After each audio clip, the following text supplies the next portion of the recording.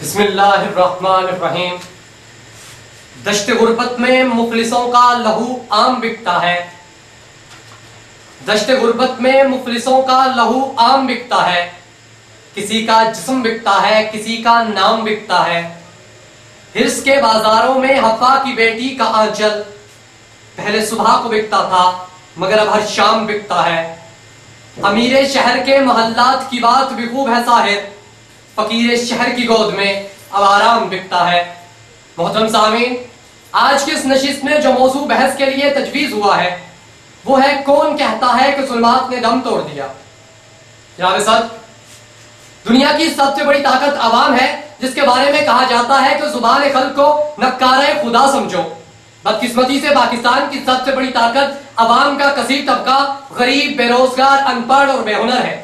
پاکستانی عوام کے مسائل کو دیکھا جائے تو بے روزگاری، جہالت، لوڈ شیڈنگ، بدامنی، بے انصافی اور لاقانونیت ہر دور میں اس قوم کا مقدر رہی ہے۔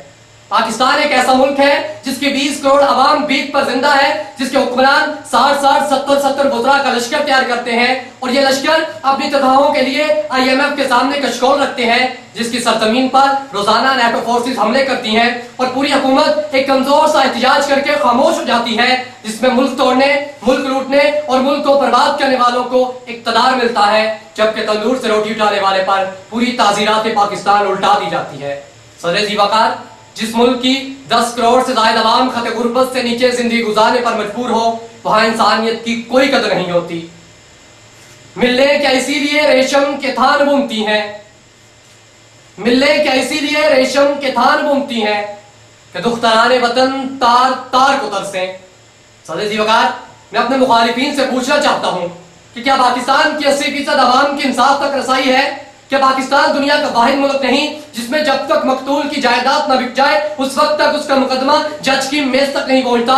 کیا اس ملک میں روزانہ 20 لوگ قتل نہیں ہوتے؟ کیا اس ملک میں ڈاکے فیشن نہیں بن چکے؟ اور کیا یہاں اغوا اور اعتوان معمول نہیں؟ کیا یہ سچ نہیں اس ملک میں اگر غریب کے بچوں کو تعلیم چاہیے تو اپنے گردے بیچ کر بچوں کو اسکول داخل کروائے؟ کیا یہ سچ نہیں اس ملک میں ضروریات زندگی اوسط آمدنی سے 3.5 گنا مہنگی ہے؟ کیا یہ سچ نہیں اس ملک میں بے روزگاری کا یہ عالم ہے؟ پولیس جس ڈاکو، جس قاتل کو پکڑتی ہے اس کی عمر 20 سے 30 برس کے درمیان نکلتی ہے۔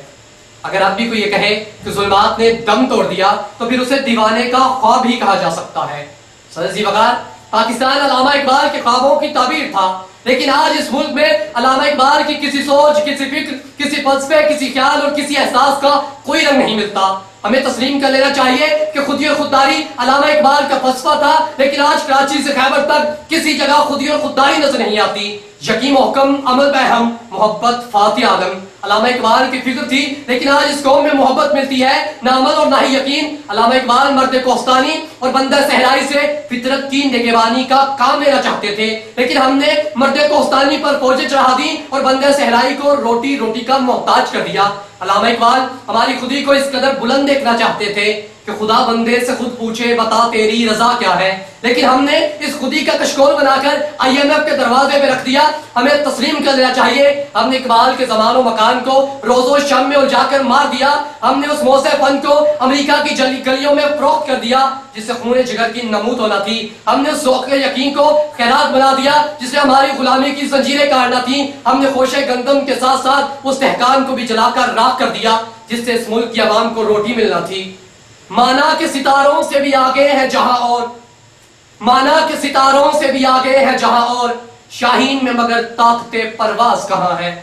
صدر ذی وقار، کیا لال مسجد میں شہید ہونے والی معصوم بچیاں یہ کہہ سکتی ہیں کہ ظلمات نے دم توڑ دیا؟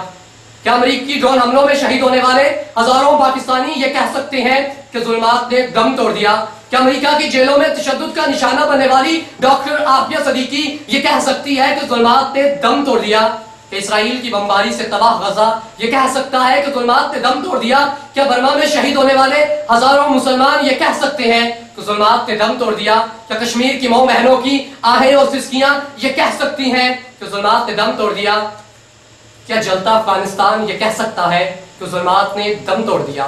صدر ذی وقار، آج ہر طرف سے یہی آواز آ رہی ہے، کہاں ہے ارض و سما کا مالک کہ چاہتوں کی رگیں پڑے دے؟ حوث کی سرخی رخ بشر کا حسین غازہ بنی ہوئی ہے، کوئی مسیحا ادھر بھی دیکھے، کوئی تو چارہ گری کو اترے، کوئی مسیحا ادھر بھی دیکھے، کوئی تو چارہ گلی کو اترے، افق کا چہرہ لہو میں تر ہے، زمیں جنازہ بنی ہوئی ہے، زمیں جنازہ بنی ہوئی ہے۔ والسلام۔